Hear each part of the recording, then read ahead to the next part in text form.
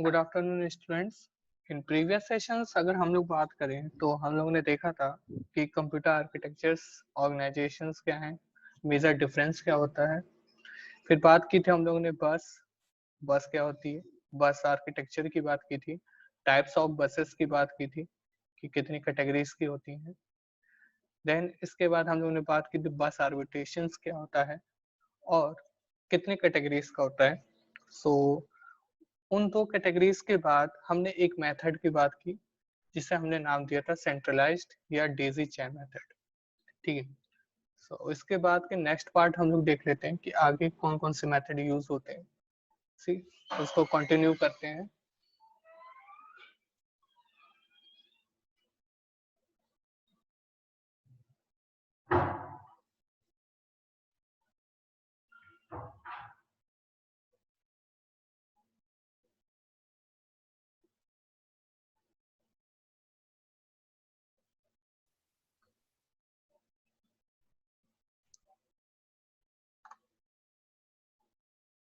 Okay.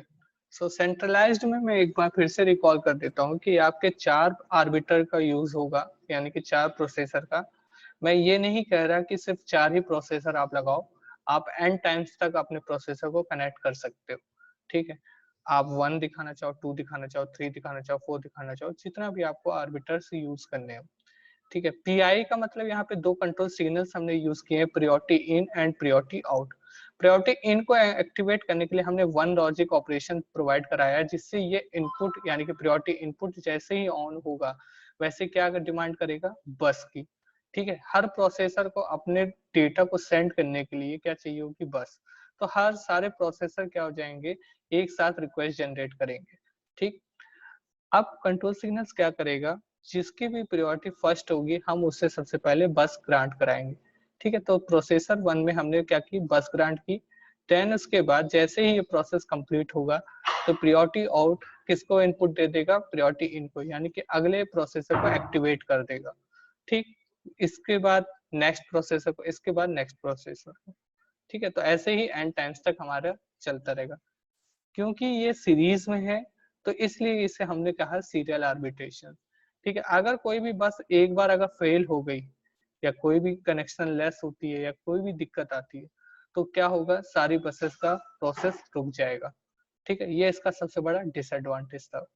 ठीक है। तो नेक्स्ट पोर्शन में हमने क्या किया, ये देखिए, ये इस टाइप का कुछ चीजें हैं कि 3 हमने मास्टर एन ले लिया, प्रोसेसर एन, मास्टर 1 मास्टर 2, इसे सिस्टम बस से कनेक्ट किया और एक बस कंट्रोल लॉजिक दिया जिसमें बस ग्रांट प्रोवाइड करा दी, यानी कि बस प्रोवाइड करा दी, ये रिक्वेस्ट कर रहे हैं सभी।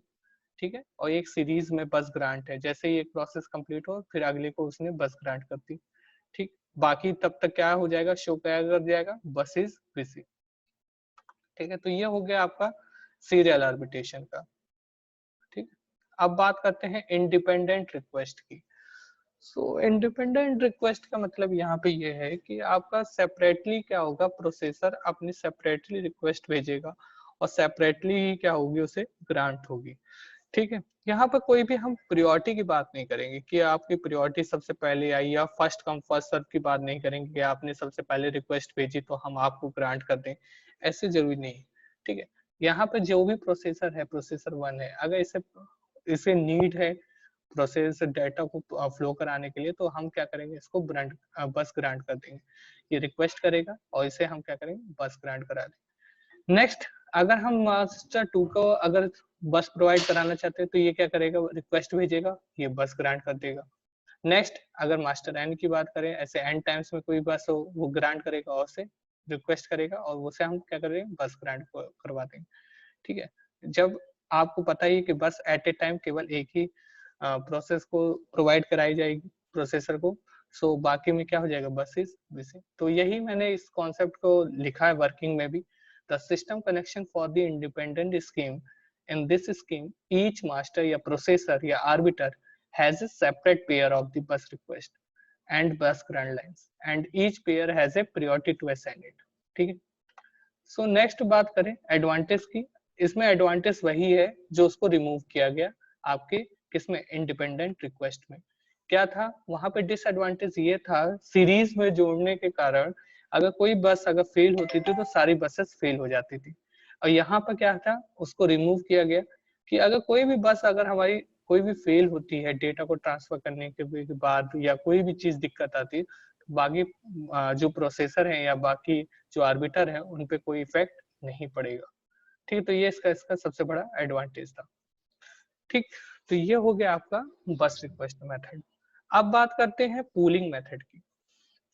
सो पूलिंग मेथड क्या करता है, pooling method basically address line पे काम करता था। ठीक है, एड्रेस लाइन पे जो भी एड्रेस लाइन भेजी जाती है उसके अकॉर्डिंग वो क्या करता था, वो प्रोसेसर एक्टिवेट होता था और एक्टिवेट होने के बाद वो अपने डेटा को सेंड करने के लिए क्या करता था, रिक्वेस्ट भेजता था बस की, यानी कि बस रिक्वेस्ट भेजता था और उसे बस ग्रांट की जाती थी। ठीक है, तो यहाँ पर यही चीज है, यहाँ पे मास्टर एन है, 1 2 3 तीन प्रोसेसर मान लो लिया है, ये एन को मैंने 3 ले लिया है, सपोज कर रहा, अगर आप एन टाइम्स लेना चाहो तो एन टाइम्स ले लो। तो यहाँ पे 3 प्रोसेसर मैंने कनेक्ट किए हैं। ठीक है, तो ये 3 एड्रेस लाइन है। ठीक है, 3 एड्रेस लाइन हो सकती है, 001 हो सकती है, 101 हो सकती है, 110 हो सकती है, 111 हो सकती है। ठीक है, तो 3 ये एड्रेस लाइन हमने यूज कर ली। ठीक है, मॉड्यूल एड्रेस, एक में बस रिक्वेस्ट है, एक में बस बिजी।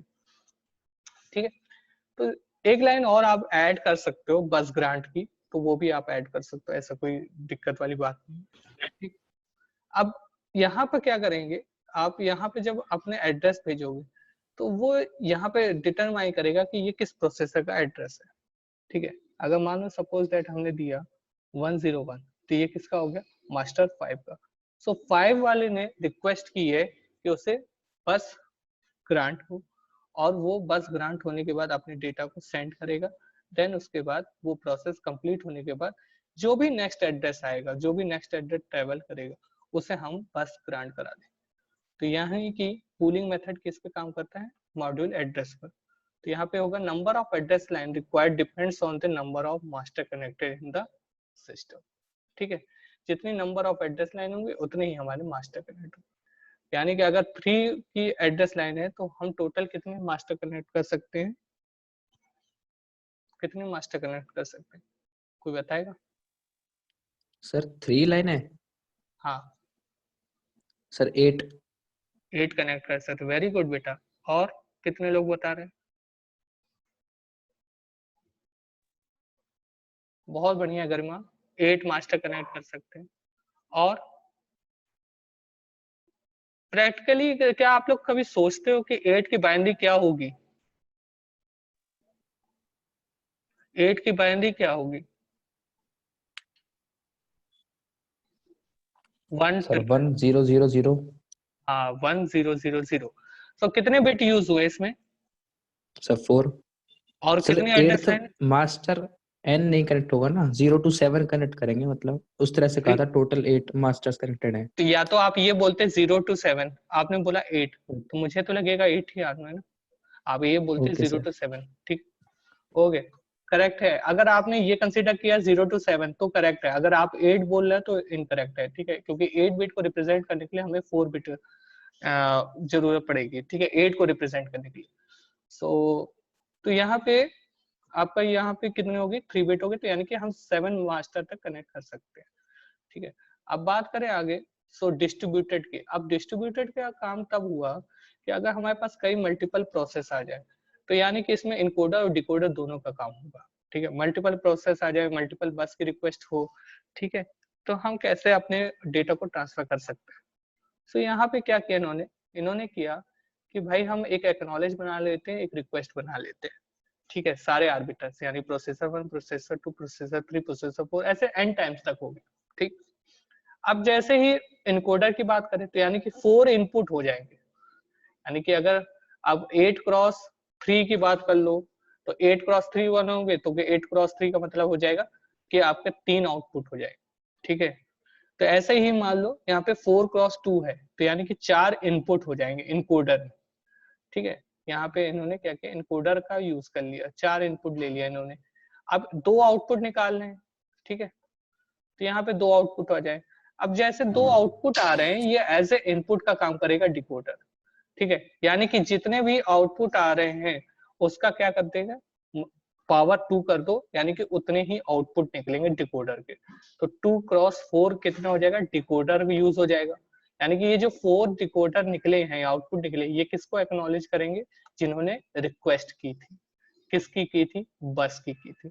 यानी कि ये मल्टीपल रिक्वेस्ट आई थी और ये मल्टीपल एक्नॉलेज सभी के पास चला गया। और एक हमने शो करा दिया है कि इन केस अगर कोई ऐसी रिक्वेस्ट रह जाती है जिनकी फुलफिल नहीं हो पाती नीड, तो उसे क्या शो करा दे, बस इज बिजी। ठीक है, तो ये हो गया हमारा पैरेलल आर्बिट्रेशन। तो यहाँ पे मैंने वही चीज लिखी हुई है, the parallel bus arbitration technique use an external technique encode and decode. ठीक है, bus arbiter in the parallel scheme has a bus request output line and the bus acknowledge input line. जो हमने डायग्राम में लिखा देखा है वही same it is हमने क्या किया है, उसे वहां पे शो किया।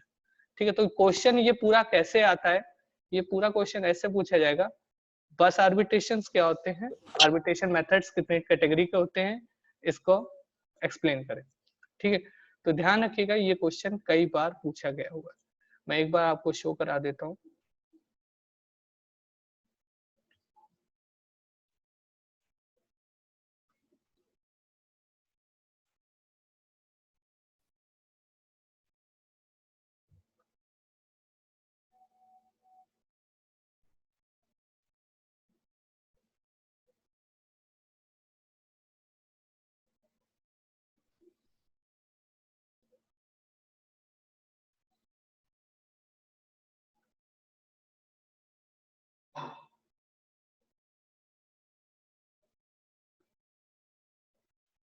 ओके, सो मैंने 8 9 9 10 10 11 11 12 और 13 14 ये लगातार सेशंस के आपका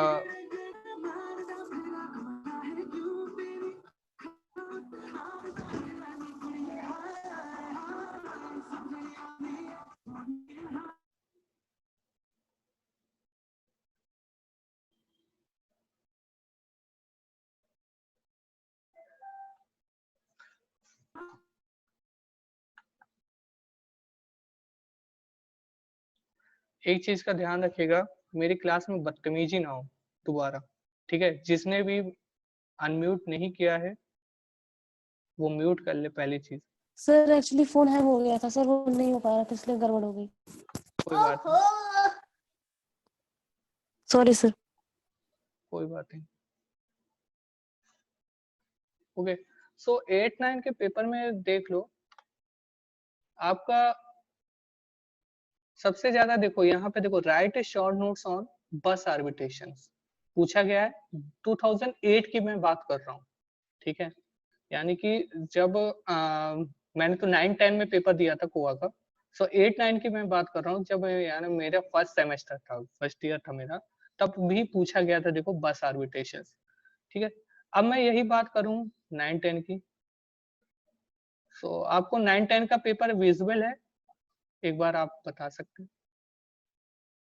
यस सर।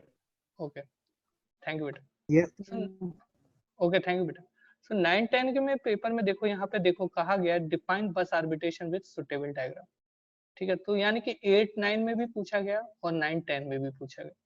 अब नेक्स्ट पेपर की देख लेते हैं, 10 11 में क्या पूछा गया था।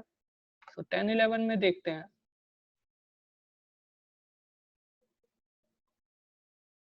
ओके, सो जब 10 11 की बात आई, तो 10 11 में इन्होंने क्या किया, इन्होंने पूछ लिया describe the role of bus in any system for which purpose they are used, explain different types of buses with the suitable diagram. ठीक है, अब इन्होंने बस आर्बिट्रेशन नहीं पूछा, इन्होंने पूछ लिया रोल क्या है बस का किसी भी सिस्टम में। जैसे यानी कि नीड क्यों पड़ी बस की, ठीक है, रोल क्यों है, हम क्यों बस का यूज कर रहे हैं। फिर उसके बाद इन्होंने कैटेगरीज पूछ ली, बस की कितनी कितनी कैटेगरी की होती है। ठीक है, और इसके अलावा इन्होंने कुछ नहीं पूछा। फिर आप बात करते हैं 10 11 हो गया, 11 12 की बात कर लेते हैं। सो 11 12 में देखो यहाँ पे है, what is the benefit using multiple bus architecture compare to the single bus architecture. और नेक्स्ट फिर से क्वेश्चन है डिस्कस द बस आर्बिट्रेशन। ठीक है, तो यानी कि 11 12 में भी ये क्वेश्चन पूछा गया। ठीक है, बाकी यहाँ पर तो नहीं आया, ठीक। सो ये 11-12 का हो गया। अब आते हैं 13-14 में।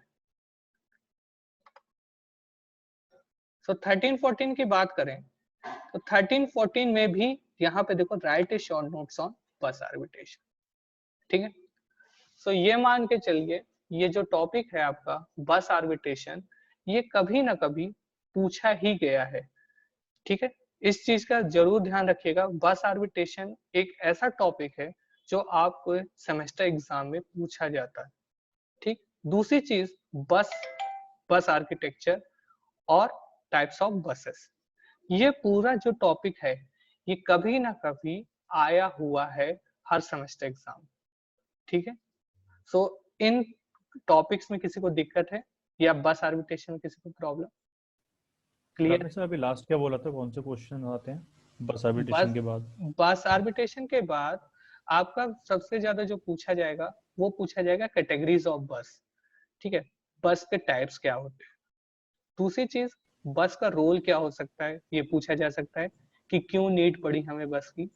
और नॉर्मली अगर 2 मार्क्स में पूछा जाएगा तो पूछा जाएगा बस क्या है, ठीक है। इनमें पूरा ये जो टॉपिक है ये पूरा कवर होता है हर ईयर्स में।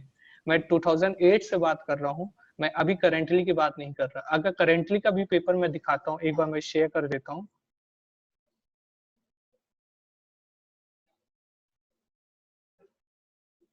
Seventeen, 18 and 19-20, okay. सो सबसे पहले मैं 17-18 का पेपर आपसे शेयर कर देता हूँ। उससे पहले मैं 19-20 का पहले दिखा देता हूँ, 17-18 से पहले। सो 19-20 में जो आपका पेपर आया था, आपका ही कोड है KCS 302 computer organisation and architecture, ठीक।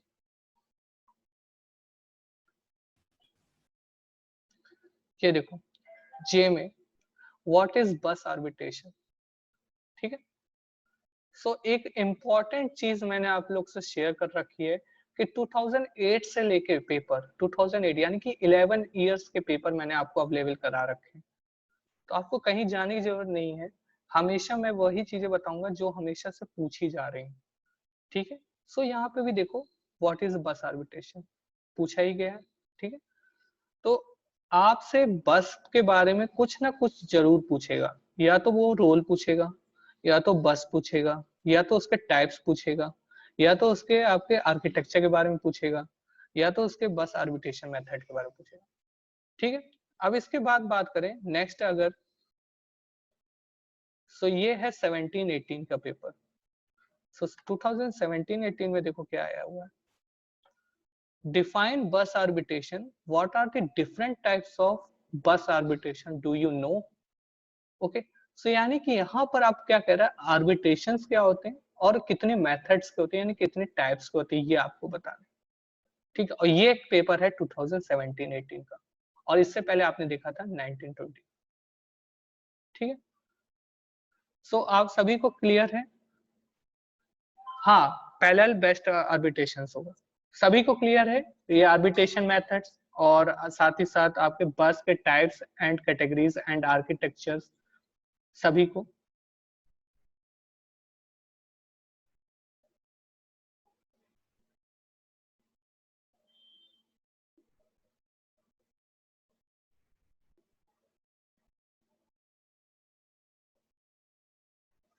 Yes sir. Okay okay, thank you बेटा।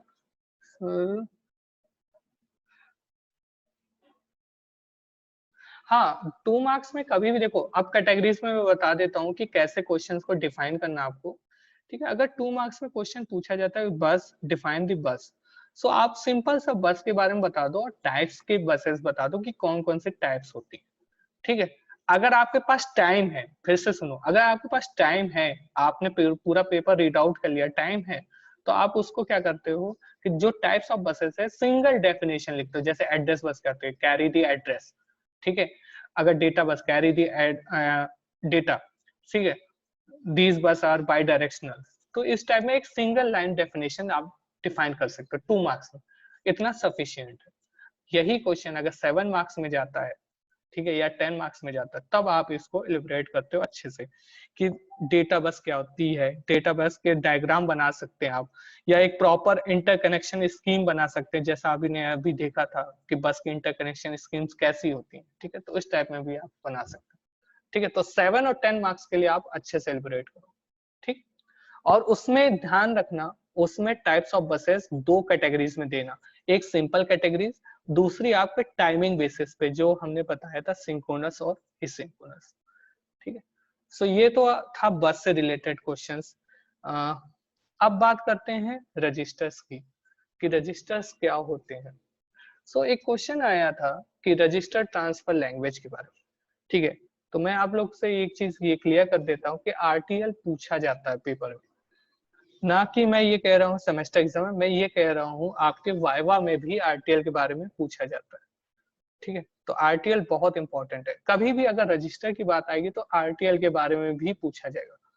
देखो रजिस्टर का काम क्या है, डेटा को स्टोर करना, सेम रोल तो मेमोरी भी करता है, लेकिन मेमोरी और रजिस्टर में मेजर डिफरेंस यही है कि मेमोरी क्या है, 2 तरीके के पार्टीशन करती है, पहली होती है प्राइमरी, दूसरी होती है सेकेंडरी। लेकिन जो रजिस्टर है ना, वो स्मॉल बिट डेटा स्टोरेज होता है, वो ज्यादा से ज्यादा 8 बिट का डेटा स्टोर कर सकता है, और इस रीजन से वो सीपीयू के पास रहता है, ठीक है। यानी कि अगर हम बात करें तो वो प्रोसेसर का पार्ट हो जाता है रजिस्टर, ठीक। तो इसलिए ये 2 डिवाइस हैं जो अलग अलग डेटा को स्टोर कराती है, एक होती है हमारे प्रोसेसर के पास और एक सेपरेटली होती है मेमोरी, ठीक है, जिसमें 2 तरीके की मेमोरी आपने देख रखी है, प्राइमरी और सेकेंडरी, ठीक। अब स्टार्ट करते हैं कि प्रोसेसिंग कैसे होती है। अब इसी में 2 क्वेश्चन आ सकते हैं। पहला क्वेश्चन इस टाइप से पूछा जा सकता है कि बस डिजाइन करो, ठीक है, आपसे कह दिया जाए कि कंस्ट्रक्ट बस डिजाइन करो, या क्या क्या बस, कॉमन बस सिस्टम क्या होता है, कॉमन बस डिजाइन क्या होती है, define the common bus design system, ठीक है, या ये कह जाते हैं using multiplexer to draw the bus, ठीक है, या using registers to draw the bus architecture, ठीक है। इस टाइप में क्वेश्चंस आपसे पूछे जा सकते हैं, डेफिनेटली कभी ना कभी पूछे भी गए हैं, मैं आपको अभी दिखाऊंगा, ठीक है। सो इस टाइप के जब क्वेश्चंस आते हैं तो कहीं ना कहीं रजिस्टर का भी रोल आ जाता है। क्यों? क्योंकि रजिस्टर क्या करता है, जस्ट सीपीयू का पार्ट है एक तरीके से, क्योंकि वहां पे जब सीपीयू में कोई डेटा आता है तो रजिस्टर ही होल्ड करता है, ठीक। सो इसमें कैसे मल्टीप्लेक्सर का यूज हो रहा है, इसमें डेटा कैसे ट्रांसफर हो रहा है, और आरटीएल बेसिकली है क्या, ठीक है। तो ये आज के सेशन में देखते हैं। तो पहले सबसे पहले समझते हैं रजिस्टर के बारे में और फिर आरटीएल के बारे में, देन उसके बाद हम आएंगे कंस्ट्रक्शंस के बारे में।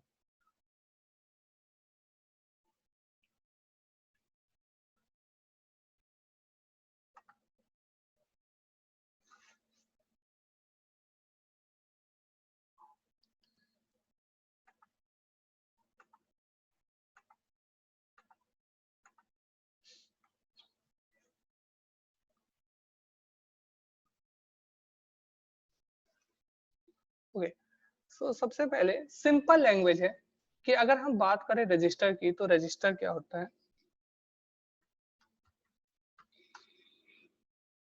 टू स्टोर द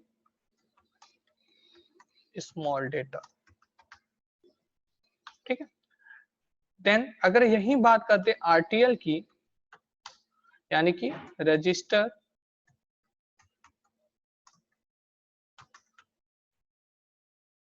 ट्रांसफर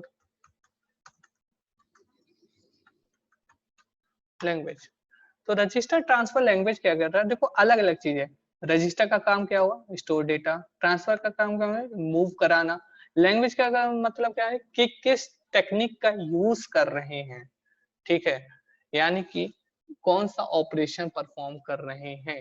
अब डेटा ट्रांसफर कराने के लिए हमारे पास होता है मूव, एक्सचेंज, ठीक है, ये सारी चीजें हम लोगों ने पढ़ी है इंस्ट्रक्शंस में, ध्यान हो अगर, ठीक है, तो उसका भी यूज कर सकते हैं ट्रांसफर करने के लिए, ठीक है। तो अब क्या चीजें यूज हो रही वो देखेंगे। अब देखते हैं, जैसे कि सपोज दैट एक एग्जांपल लेते हैं, एग्जांपल है हमारा R1,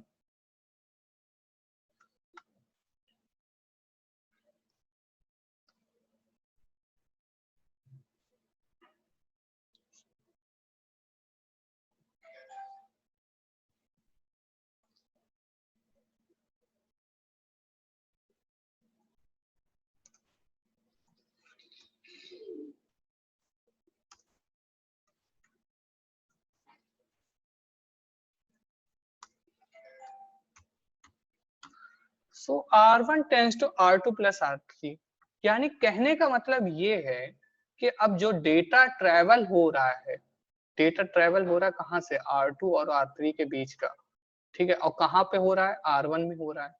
तो इस एग्जाम्पल से हम ये क्लियर करते हैं कि एक्चुअली में ये एग्जाम्पल हमेशा ध्यान रखना, जब भी आरटीएल की बात होती है ना, तो एक एग्जाम्पल जरूर लेना, ठीक है। आप कभी भी थ्योरी लिख रहे हो, थ्योरी लिखने के बाद जरूर उसका एक एग्जाम्पल जरूर लेके बताओ, चाहे भले ही आप मेमोरी का ही क्यों ना ले रहे हो, ठीक है। मेमोरी अगर रेफरेंस लगा दोगे, यहाँ पे एम लगा दोगे तो वो मेमोरी का हो जाएगा।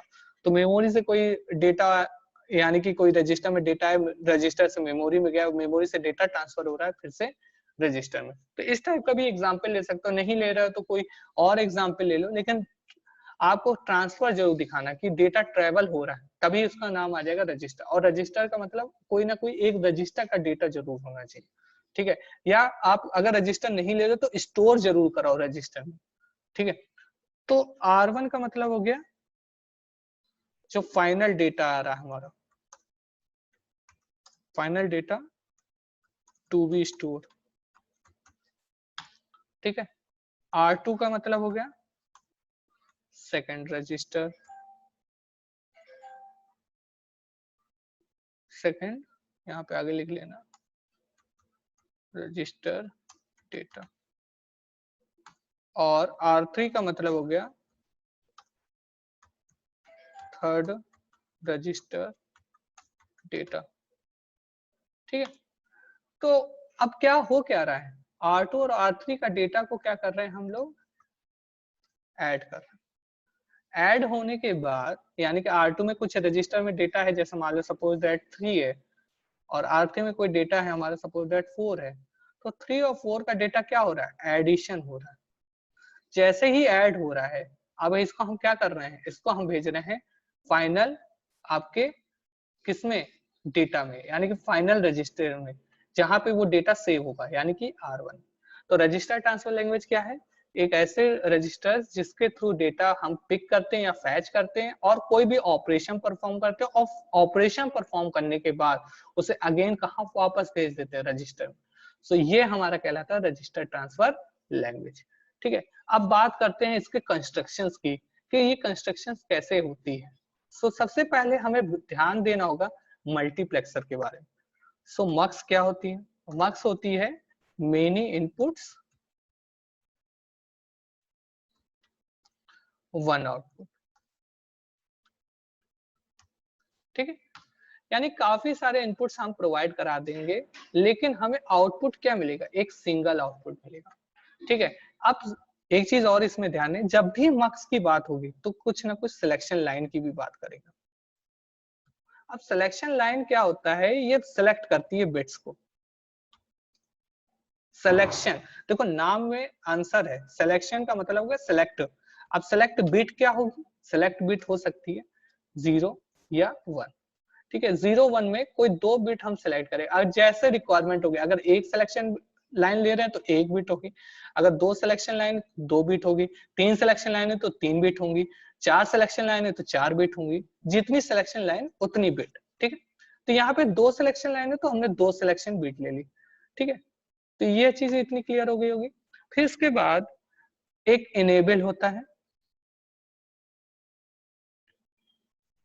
इनेबल क्या करता है, इनेबल इसलिए यूज किया जाता है इन द सेंस, अगर इनेबल हमारा 0 है तो हम जो भी डेटा फ्लो कराएंगे, चाहे जितने भी इनपुट्स दे दे, तो हमें आउटपुट प्रोवाइड नहीं होगा, यानी वो एक्टिवेट नहीं करेगा, यानी वो सेलेक्ट नहीं करेगा उस बिट को, ठीक।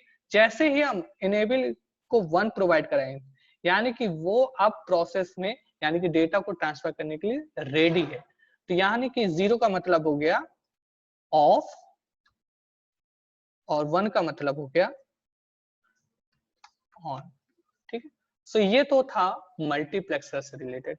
अब इसका मैंने बताया क्यों, इसका यूज कहाँ है, तो इसका यूज है कंस्ट्रक्शंस में, क्योंकि पूछा जाता है कि define registers and draw the bus design using register and mux, ठीक है। या बोल दिया जाएगा कॉमन बस डिजाइन, ठीक। तो कॉमन बस का मतलब हो गया सिस्टम बस। अब सिस्टम बस की डिजाइन कैसे करनी है, उसके लिए हमें मक्स की जरूरत पड़ेगी और रजिस्टर्स की भी, ठीक है। और वापस से हमें कहाँ वापस से भेजना है, रजिस्टर में ही डेटा भेजना है, क्योंकि हमने RTL अभी देखा है कि रजिस्टर ट्रांसफर लैंग्वेज। ठीक है, तो देखते हैं कैसे होता है ये प्रोसेस।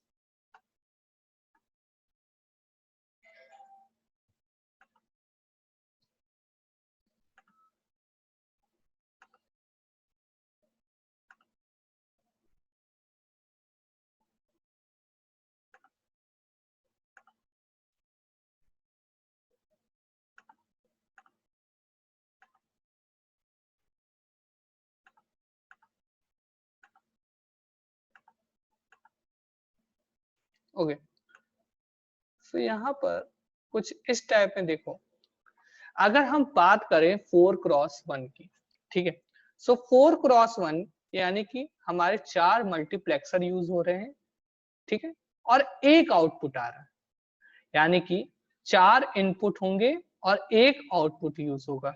ठीक है, मेनी इनपुट्स 1 आउटपुट्स। ठीक, अब यहाँ पर अगर 4 इनपुट ले रहे हैं, 4 इनपुट पिन ले रहे हैं 0 1 2 3, ठीक है, तो यानी कि कहीं ना कहीं रजिस्टर का यूज करके इसने बोला था कंस्ट्रक्ट करना, तो हम 4 रजिस्टर का यूज करेंगे। ठीक है, हमें अपनी बस डिजाइन करनी, कॉमन बस डिजाइन। ठीक है, तो उसके लिए हमें रजिस्टर का यूज करना है और मल्टीप्लेक्सर का यूज करना। अब हो क्या रहा है एक्चुअली में डेटा, यहाँ पर रजिस्टर ए है, ठीक है, ए में क्या होगा, आपके 4 इनपुट होंगे। 4 इनपुट कौन से हो सकते हैं, 0 1 2 और 3। तो हमने इनको क्या किया, नेम दे दिया A0 A1 A2 and A3। ऐसे ही बी में रजिस्टर है, रजिस्टर बी से एलोकेट कर दिया, इसमें भी हमें 4 इनपुट दिए 0 1 2 3। अब इसको भी रीनेम कर दिया, अगर 0 को पिन दे दिया B0 B1 B2 B3। ऐसे ही हमारे पास रजिस्टर सी है जिसमें 4 इनपुट अगेन है 0 1 2 3, तो हमने इसमें दे दिया C0 C1 C2 and C3। ऐसे ही डी है, डी में भी 4 इनपुट दिए 0 1 2 3 D0 D1 D2 and D3। ठीक है, अगर बात कर रहे हैं हम 4x1 की, यानी कि 4 मल्टीप्लेक्सर अगर हमने लगाए हैं, तो 4 मल्टीप्लेक्सर लगाने का मतलब है सिलेक्शन लाइन फाइंड आउट करने के लिए 2 की पावर n रेस में करेंगे, और 4 इक्वल टू 2 की पावर n, तो n is the number of selection line. तो यानी कि 4 के अगर हम पावर लेते हैं तो 2 की पावर 2 होता है, तो 2 हमारे क्या हो जाएगा, नंबर ऑफ सिलेक्शन लाइन। तो S0 और S1 हमारे क्या हो जाएंगे, सिलेक्शन लाइन। अगर यहाँ पे हम लिखते 8x1 यानी कि 8 मल्टीप्लेक्सर लेते, तो यहाँ पे नंबर ऑफ सिलेक्शन लाइन कितनी होती, 3 होती। क्यों, क्योंकि 8 इक्वल टू 2 की पावर n, तो 8 के अगर पावर करोगे तो 2 की पावर 3 होती। ठीक है, सो n इक्वल टू 3, तो S0 S1 और S2। ठीक है, तो यहाँ पे नंबर ऑफ सिलेक्शन लाइन हमें फाइंड आउट हो गई। अब जब सिलेक्शन लाइन फाइंड आउट हुई है, तो यानी कि 2 सिलेक्शन बिट होगी, या तो 0 और 1 1 0 1 1 या 0 0, यही 2 सिलेक्शन बिट होंगी। ठीक, तो यहाँ पर हमने क्या किया, अब मल्टीप्लेक्सर में एक काम किया हमने, कि हमने क्या किया, इसको एक असाइन किया 0 वाला, यानी कि एक मक्स को हमने पूरा 0 एलोकेट किया, एक मल्टीप्लेक्सर को हमने 1 एलोकेट किया, एक पूरे मल्टीप्लेक्सर को हमने 2 एलोकेट किया, और एक पूरे मल्टीप्लेक्सर को हमने 3 एलोकेट किया। कहने का मेरा मतलब ये है कि अगर हम मल्टीप्लेक्सर 0 की बात करेंगे, तो रजिस्टर का जो भी टर्म्स A0 हो, चाहे B0 हो, चाहे C0 हो, चाहे D0, यानी कि 0 वाला हर रजिस्टर से एलिमेंट उठ के इस कनेक्टर पिन से ऐड हो जाएगा। इस मल्टीप्लेक्सर के जो 4 इनपुट हैं, इनसे 0 वाला ऐड हो जाएगा। ठीक है, यानी कि डिफरेंट डिफरेंट रजिस्टर से जो भी 0 वाले। तो अगर हमने इस पूरे मक्स को 0 बनाया है, तो यहाँ पे क्या आ जाएगा, A0, B से क्या निकलेगा, B0, C से क्या निकलेगा, C0, और D से क्या निकलेगा, D0। ऐसे ही हमने अगर 1 इसे बनाया है, तो यहाँ पे क्या कनेक्ट हुआ, A1, 0 पे क्या कनेक्ट हुआ, A1, B1, C1, D1। ऐसे ही हमने अगर यहाँ पे 2 बनाया है इसे, तो A2, B2, C2 and D2। ऐसे ही अगर हमने इसको 3 बनाया है, तो यहाँ पे देखो, यहाँ का वाला 3 A3, यहाँ वाला 3 B3, यहाँ वाला 3 C3, और यहाँ वाला 3 D3। अब इनेबल लाइन एक ले लेते हैं, इनेबल कर लेते हैं मक्स को, जैसे ही इनेबल करेंगे 1 देंगे तो जो भी सिलेक्शन बिट लोगे, यहाँ पे आपने 0 0 लिया, 0 1 लिया, 1 0 लिया, तो वो आपको क्या करेगा, इनपुट प्रोवाइड करा देगा। ठीक है, तो यहाँ से अगर हमने दिया, यहाँ पे मान लो अगर 3 निकल रहा, तो यहाँ से भी 3 निकलेगा, यहाँ से भी 3 निकलेगा, यहाँ से भी 3 निकलेगा, यहाँ से भी 3 निकलेगा। तो ये आपका जो कॉमन बस लाइन है, यही कॉमन बस डिजाइन आपसे पूछी जाती है करने के लिए, कंस्ट्रक्ट करने के लिए, और वापस से आप जिसमें चाहते हो डेटा स्टोर कराना, वहां पे जाके आप वापस से इसे एलोकेट कर दो। यानी कि 0 1 2 3 ये 4 जो लाइन आएंगे इससे कनेक्ट कर दो। अगर इससे नहीं करना है तो बी से कनेक्ट कर दो, 0 1 2 3 से कनेक्ट कर दो। इससे नहीं करना है तो सी से कनेक्ट कर दो, इससे नहीं कनेक्ट करना है तो डी से कनेक्ट। यही आपका क्या कहलाता है, रजिस्टर ट्रांसफर लैंग्वेज। यानी कि रजिस्टर से डेटा उठा, मल्टीप्लेक्सर में गया और वापस से कहाँ पे आ रहा है, रजिस्टर में आ रहा है। इसके बेसिस पे हम लोग ने एक एक्सपेरिमेंट भी किया हुआ था। सो सभी को ये चीज क्लियर हो गई, रजिस्टर्स क्या होते हैं, रजिस्टर ट्रांसफर लैंग्वेज क्या होते हैं, और बस डिजाइन कैसे करते हैं रजिस्टर के थ्रू, सभी को।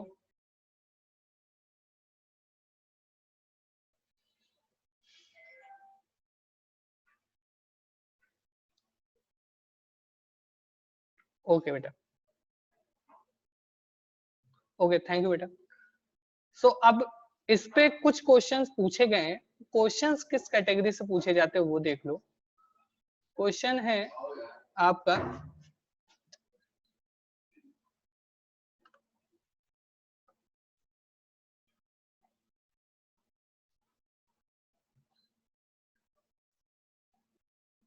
यहाँ पे 11 12 में नहीं पूछा गया कोई क्वेश्चन, ठीक है। ये रहा कॉमन बस सिस्टम। सो कॉमन बस सिस्टम की जब बात करें तो सिस्टम बस नॉर्मली अगर लिखना चाहो तो सिस्टम बस लिख सकते हो, और साथ ही साथ इस डायग्राम को बना सकते हो। ठीक है, ध्यान रखिएगा, जब भी अगर